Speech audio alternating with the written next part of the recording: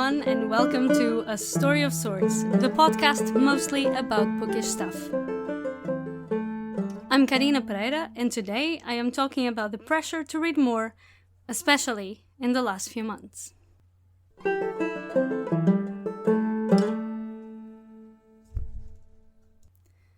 So, in the last few months, there has been a lot of talk about becoming more productive since we are spending more time at home. There are tweets going around about how Shakespeare wrote King Lear, King Lear during his quarantine, and everybody is saying, well, if you haven't made something because you didn't have the time and you don't do it now that you do have the time, then the lack of time was just an excuse. And honestly, I find those posts that they kinda look like they're motivational, but for me they just seem to be shaming people into doing something, especially in a time when our heads are already full from everything that's going on, the news, the uncertainty, not knowing when things are going to go back to normal, if they ever will go back to normal. So I think it's unfair and in, ill faith to call out people like this. And of course, as a book reader, you want to read more and more. Like most of the times you have a to be read pile kind of looking at you that you try to ignore. And with the quarantine, because you have more time, you also think that you have a duty to read more. And something has happened to me like in the last few months, because I had like 2 jobs at the beginning of March. I'm still working at the bookstore, and the job that I got at the cafe was terminated at the time because they didn't need me anymore since the cafe was closed. I was still in proof time, so basically they just stopped my contract without having to give any kind of explanation for it. I've been spending more time at home, and yet in April I read 1 book in print and I listened to 1 audiobook. And the thing is, I can't even say that I don't enjoy being home or that this whole corona situation has been heavy on my head, because it hasn't. I've just been the same as before. I enjoy staying home. Now I have, of course, more time to dedicate myself to other things that I like, but when it came to reading, I found it very difficult to pick up a book. And I can't really explain exactly why.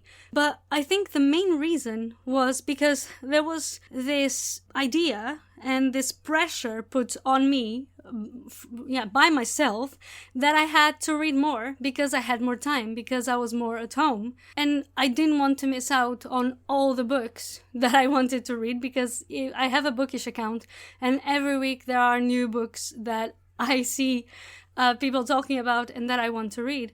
And I think the single pressure to read more kind of made me read less. I didn't have the motivation. I also picked up books that maybe were not the best choices for a time in which I already have this pressure on me. And I ended up going back to the fact that it's not just about the corona, and it's not something that happens right now. As soon as something seems a bit mandatory, and as soon as I start feeling the fear of missing out too much, it works against me. Sometimes, for example, Goodreads challenges don't work the best way. My Goodreads challenge for this year, and it has been for the last 2 or 3 years, is 40 books. Last year, I read 90 books, but if I put my Goodreads challenge at, let's say, 70 books, I'm going to feel pressured to read books, and it's not going to be fun anymore, because that's the point. The point of reading, unless you're reading academically, unless you're reading to study, if you're reading for fun, the point of reading is exactly that, to have fun. If you're going to pressure yourself to read books just because you want to read more and not because you enjoy the books you're reading, then it's going to take the fun away from you, and it's going to be contraproducent. Is this how you say it? I think it is. So basically, when I started feeling that I really had to read those books, either because of my job or because everybody was reading it and I wanted to read it to be on top of things, things became less fun. And in the last few weeks, I kind of had to stop a little bit and tell myself, you are going to read what you can. You are going to continue reading the books that you can read at this time, that your mind kind of can comprehend and take fun out of it. And the others that you can't, doesn't mean that you're giving up on them. It means that it's not the right time to read them. It's not what your mind is asking of you right now. So you put them aside. The to be read pile will be there in a few months, in years, whenever you're ready for those books. So I kind of had to push myself to read mostly for pleasure, to understand that I can't read everything. There is no time in a whole lifetime to read everything that you want, and to take my to be read as sort of a suggestion rather than a marathon. I bought those books. I have power over those books, and I choose what to read and when to read, and I choose to continue to make reading fun, to continue to see reading as a hobby rather than something that I have to do because supposedly I am a bookworm and supposedly I read a lot. No, I do whatever feels best. And in times like this, especially in times of Corona, which this, of course, the title is taken from the Love in Times of Cholera. It's not new and everybody is doing that. And I thought it was funny and it made sense to title an episode like that. In these times especially, we have to be kinder to ourselves. We have to understand that even if we are okay with being at home, even if it's not a heavy load on us not to be able to go outside as much, it is still a time when you are going to pick up small things from here and there, and they're not regular times. Even if you feel very normal, they are not normal times. So I kind of decided that from now on, I am going to read again for fun. When I was in my high school, or even when I started reading around 9-10 years old, like on a daily basis, on a weekly basis. I really enjoyed just going to the library, and I had no idea what I was going to pick up because I didn't have an internet connection. So every time that I went to the library, I kind of went without having any idea of what I wanted to read, and I would just pick up a book, know nothing about it, take it home, just read the blurb, and if it appealed to me, then I would read it. And in a sense, I do miss that. I miss picking up books without the knowledge that is now behind me, because I see, like I said, I see books everywhere. So it's very difficult for me to pick up a book without being fully aware of what I am picking up.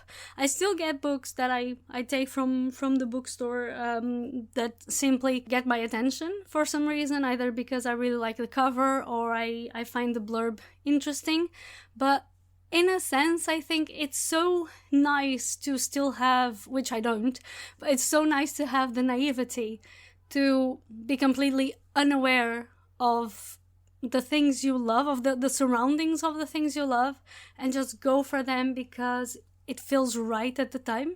But yeah, right now that's very difficult to get back. And in a sense, I think I do have something to win from it, because now I'm also aware of what I'm picking up, the authors that I'm picking up, the stories that are worth going to, because I don't know enough about. I just finished reading a Dutch book about a transgender man, and that is very interesting, and it might not have been the first thing I would pick up if I wasn't aware of the fact that up until a few years back I didn't read any diverse books.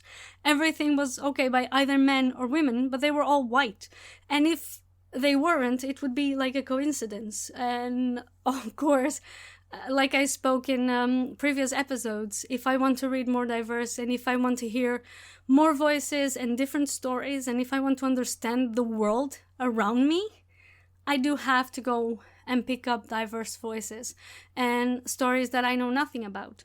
So on one hand, I do enjoy a lot being aware of what I'm reading and having all this background information. On the other hand, it's really nice to just go for things that you know nothing about without being influenced by anyone. Because let's face it, there's nothing better than picking up a book just because nobody told you anything and then finding a pearl of a book and being able to recommend it to your friends saying, I found this, okay? I found this, which is a bit what I feel with BBC Sherlock. We don't talk about the last season, but I picked that up by myself. Nobody told me you should watch this series, and it's something that you feel very yours because you discovered it. It's not that it's not nice when someone recommends you a book and you read it and you love it, because then you can actually discuss the book with a person, but it's so much better, or it's so great to be the one to say, I found it, nobody gave it to me, and now I'm passing it on to other people. But yeah, I just want to say that everybody should really just be enjoying things, doing the best you can, or not even the best you can, do what you can, and that's already enough. For extraordinary situations and circumstances, extraordinary measures. If you're finding it hard to read at this time, if you feel guilty because you're home, like let's say every day of the week, and you are taking a month to read one book, that's perfectly normal. You should not feel guilty about your reading habits, about your productivity right now. Pick books that you enjoy. If you are on a reading slump right now, just try one book and another book. That's what I usually do, and that's what usually works for me, and I recommend people to do that. If you are in a reading slump and you pick a book and another book and nothing works for you, continue to pick up books. Just give up on things that aren't bringing you joy. I'm gonna sound a bit like Marie Kondo right now, but just pick up books that bring you joy, and the ones that don't bring you joy, just put them aside, because there will be a time in which you will be able to pick them up back again. And honestly, when I was in my 20s, until I was in my 20s, I would never not finish a book. If I picked up a book, I would finish that book even if it took me a year. But after a few years, like my late 20s, I was just like, you know what? I'm getting older and I have no time for this. So life is too short to be too stubborn, not to give up on a book that is not offering you anything, that you are just going to except maybe rage. You know, like a lot of books really make me angry. And actually, you can see that on Wrecked, the bonus episode, because I'm going to talk a lot of bad stuff about books that I didn't enjoy at all, but muddle through the end, because sometimes you kind of enjoy the writing and you think this is going to go somewhere, so I'm going to muddle through. But some books didn't grant me anything, so right now I don't continue with books that I don't like. Even for my book club, I'm part of a book club since January. We have been meeting online. There was one book, An Unkindness of Ghosts, that I couldn't finish. I had time to finish it, but I just got past middle and I decided, you know what, this is not going to work. I'm still going to the meeting because I really enjoy seeing people talk about the book, but I'm just not going to continue. And again, don't feel pressured to read things that you don't like. Don't feel pressured to read 5 books in a month now that you have more time and you were able to read 10 in a month that you were super busy. Read for fun so that it continues to be fun. And that's all I wanted to put out there today. I have made some adjustments to my podcast. I am going to do my best now to be more consistent in publishing episodes. I will always publish every other week, so every fortnight on a Monday. Today is the first Monday I'm publishing a podcast. In 2 weeks, there will be a bonus episode, and then 2 weeks after that, a regular episode. You get the gist. So I hope this way it will be also easier for you to follow the podcast and to know when the podcast is coming out. I have been having a lot of fun doing this actually, even though I haven't got any comments on my Instagram account or anything regarding the podcast. But if you are one of the listeners, I hope you are enjoying it. And if so, please don't forget to subscribe, to leave a comment. And if you want to come and talk to me, you can find me on various social platforms, mostly on Instagram. And you can get all my links on Linktree/Karina Pereira. And I'll talk to you in 2 weeks. See you then!